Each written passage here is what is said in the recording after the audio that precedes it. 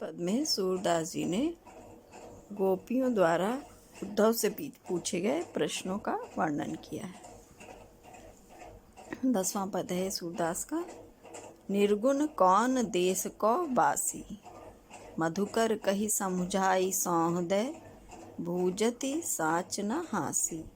को है जनक कौन है जननी, कौन नारी को दासी।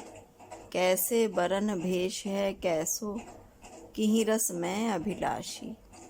पावे गो पुनि कियो आपनो, जोरे करे गो कासी। सुनत मौन हुए रहो बावरो, सूर सबय मति नासी। तो गोपियाँ उद्धव से पूछती हैं कि निर्गुण, तुम्हारा जो निर्गुण या निराकार ईश्वर है वो किस देश का वासी माने रहने वाला है, कहाँ पर रहता है, वो कहाँ का रहने वाला है। मधुकर कही समुझाई सौंदे, मधुकर कहते हैं भंवरे को।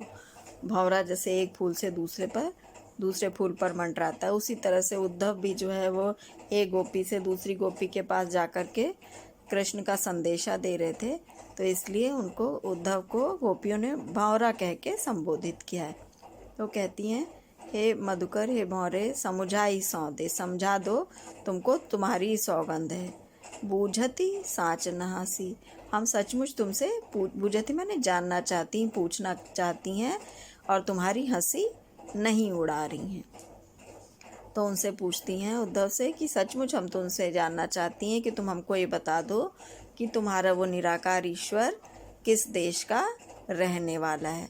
और उसके बारे में आगे पूछती हैं, को है जनक, जनक माने पिता, उस निराकार ईश्वर का पिता कौन है जननी, उसकी माता कौन है, कौन नारी को दासी, और उस निराकार ईश्वर की पत्नी कौन है, स्त्री कौन है, और उसकी दासी कौन है। इस तरह से वो उस निराकार ईश्वर के बारे में वो उद्धव से जानना चाहती हैं, उनके बारे में प्रश्न पूछती हैं।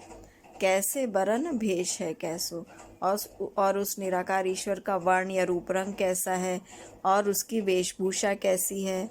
कि रस में अभिलाषी, और किस रस से, मतलब कि रस माने क्या होता है, आनंद, और किस बात से वो निराकार ईश्वर जो है आनंदित होता है, प्रसन्न होता है। तो क्या चाहता है जिसको करने से वो प्रसन्न हो।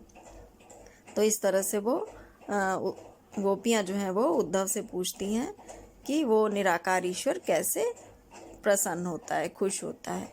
अब पावे गो पुनि कियो आपनो, पावे गो मतलब प्राप्त करोगे, पुनि फिर से, अपने किए का फल, जो तुमने, यदि तुम हमसे छल कपट करोगे, जोरे करेगो गासी, गासी माने छल कपट, तो यदि तुम हमसे छल कपट करोगे तो तुम अपने किए का फल स्वयं ही भोगोगे।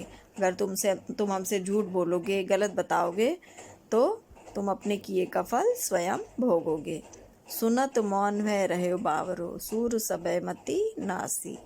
तो गोपियों की इन बातों को सुन करके जो उद्धव थे वो मौन हो गए, चुप हो गए, उनसे गोपियों की बातों का कोई उत्तर देते नहीं बन पड़ा, और वो बावरे माने पागल से हो गए, और उनकी मति माने बुद्धि, उनकी जो जितनी भी बुद्धि थी सब नाशी माने नष्ट हो गई।